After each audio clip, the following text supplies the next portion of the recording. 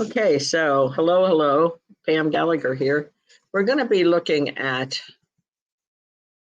the astrological energy of the times here for holiday time for 2023. So I talked at the Victory Light this weekend, and this is somewhat of what we talked about, and I wanted to share it with you all for your holiday season.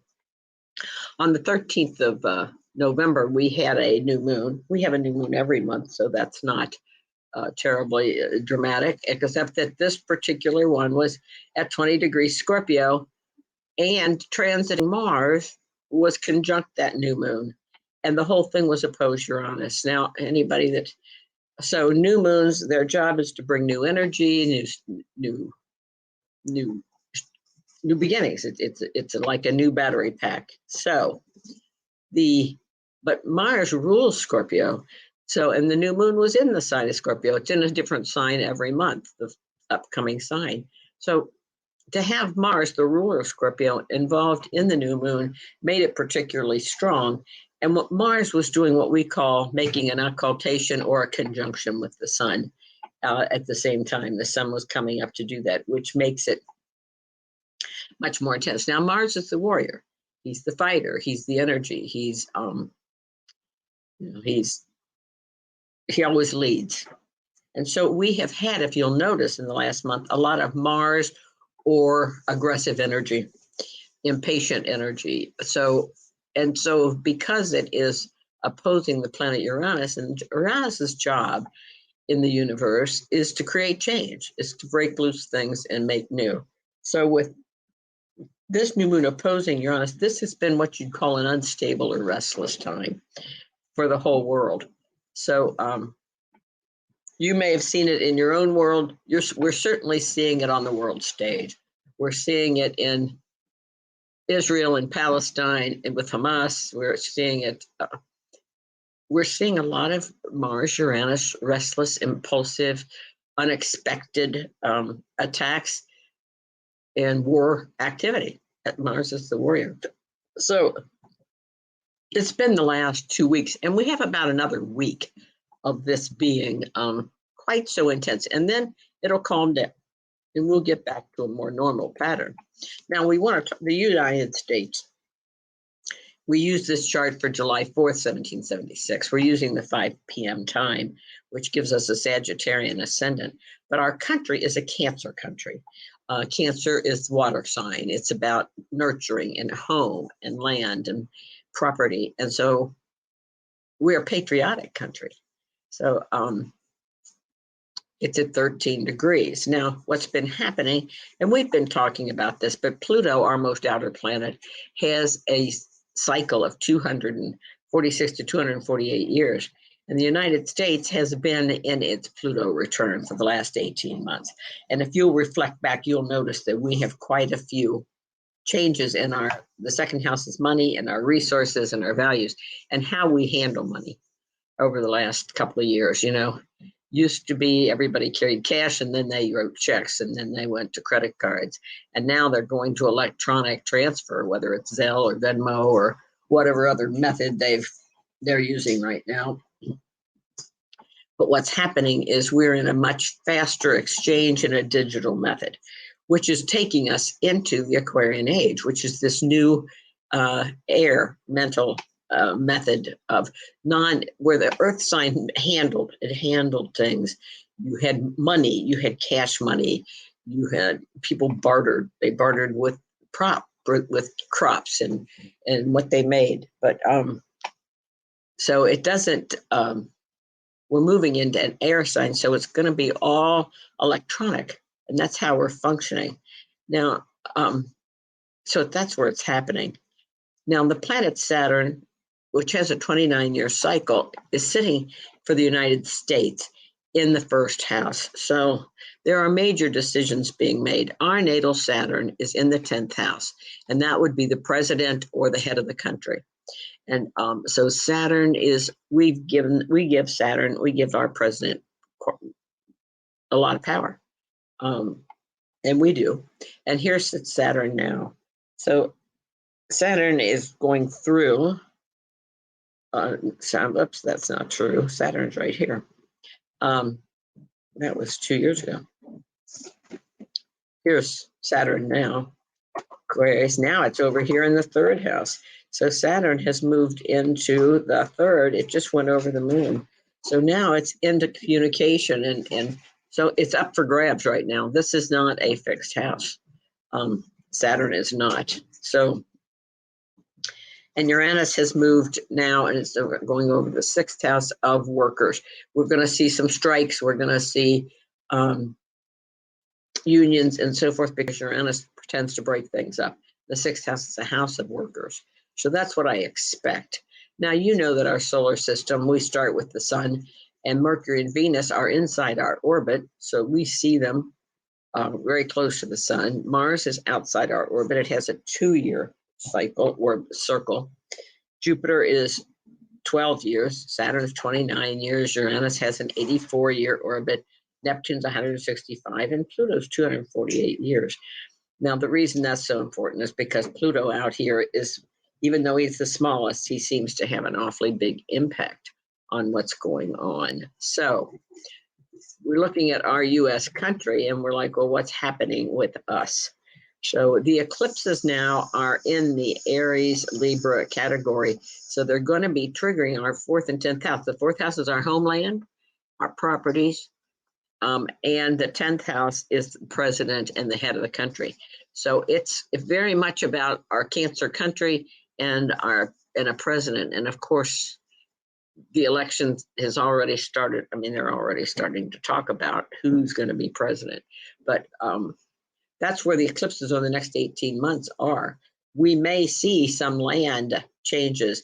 And of course, I'll talk in a minute about the eclipses that are coming. We just had one in October, and it actually was visible, or called occultation, being visible exact, over the western United States, California, Arizona, Texas. Now, the one in April will again come up from Mexico and cross over that other eclipse path, creating a big X in the right around the Texas Mexican border. So we're expecting a lot of high powered energy to come in around that south of San Antonio, over in that area of the country. There's going to be a border issue there, pretty sure, because that's where these eclipses are coinciding. Now, that's also it's, I think, a significant time for a raise in consciousness. So we'll talk about what we can do as individuals to help balance this energy. So here was 2023. We've had Pluto came back to Pluto, and Neptune opposed Neptune this year. Here we are in November, December, and you'll notice that we are completing the Pluto conjunction that has been going on for 18 months. That was a 246 to 48 year cycle, and now it's pulling out. So we come out of this with a different structure. Now here, what we wanted to talk about is the transits of 2024. And so in the spring, now that eclipse, the total solar eclipse that we're talking about that ties to the one in October, is April 8th. And here comes Jupiter conjuncting the planet Uranus the last half of April, opening up new ways. Now, whether it's an explosion of Earth and we see it as a volatile energy, or we see it as a new expansion moving forward, but this indicates new growth and expansion. Jupiter trine Saturn is a positive aspect. And so a trine is ease and harmony. And so Jupiter trining Pluto, that's a pleasant experience in June. So I will tell you that next spring, if you're planning on traveling, things should be calmer. If you've got that trip planned and you've put it off, between April and June is certainly a good time to take the trip. There's a lot of Jupiter energy. Jupiter rules travel, and it also rules some harmony. So the last thing I want to talk about here, that's peaking, are these solar flares. And what this says here, and you can go to NASA's website if you choose, that the sun is actually turned volatile and its activity is expected to increase as a peak as the solar cycle 25 comes closer. They had expected it to peak in 2025, and it's already peaking at the end of 23 and into 24. We're having a lot of solar flares. Solar flares, solar storms. It can interfere with our microwave systems and our satellites. So over this winter, I might suggest to you, because we could have some major electrical outages. Australia and New Zealand have already had their microwave systems and satellite systems go out twice this fall. So we have not been impacted that way, but the sun isn't particular over which country it sends these flares. So pay heed, keep some extra candles, keep some extra batteries, and some extra canned goods around in case we have I don't know that the weather's going to be so bad, but the power and electricity could become a problem over the winter months. Then it will die down again. However, they say that when they have observed, and this is NASA talking, that which it carries a full sleeve of information to observe the sun, it's really revealed that Earth could be in the firing line of a sunspot and dangerous solar flares could be hurled out. It could have potential to wreak havoc over the next few months. So this was just posted this week, the end of November here, mid-November, on NASA's website. I took it off of there. So, because I've been watching these, because I was well aware the sun is something that we all watch. So here we go. What do we think on a positive level? I think that we're coming into, with Jupiter, a lot of new expansion. However, we are going through major transformation in our country. So embrace that. Try not to be part of the negative. Let's try to focus on the positive. Let's try to find the good parts in this. Let's make this a new choice, a positive choice, as opposed to a negative loss.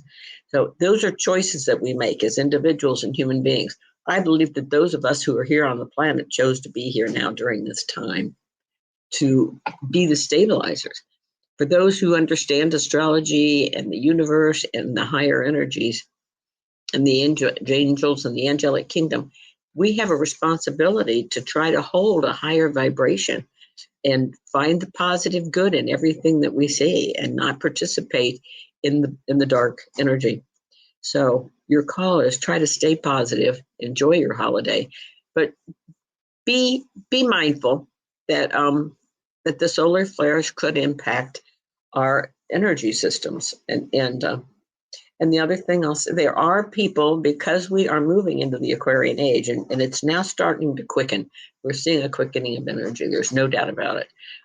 You're seeing people leaving the planet. And it's those that have decided that, they didn't sign on for the next level. So there you go. Embrace them, send them positive energy. And your positive call to action is to reach out to people who are fear is it eats your energy. So when people are afraid, try to reach out and support them, and be loving and be kind. And let's make this holiday season a warm and happy season, and a simpler one. Let's simple down, but reach out to somebody that you know who might be alone this Christmas, and include them in your circle. So you guys have a great Thanksgiving and a happy holiday, and we'll talk again in the spring. So let me put this down, and Merry Christmas and Happy New Year, guys.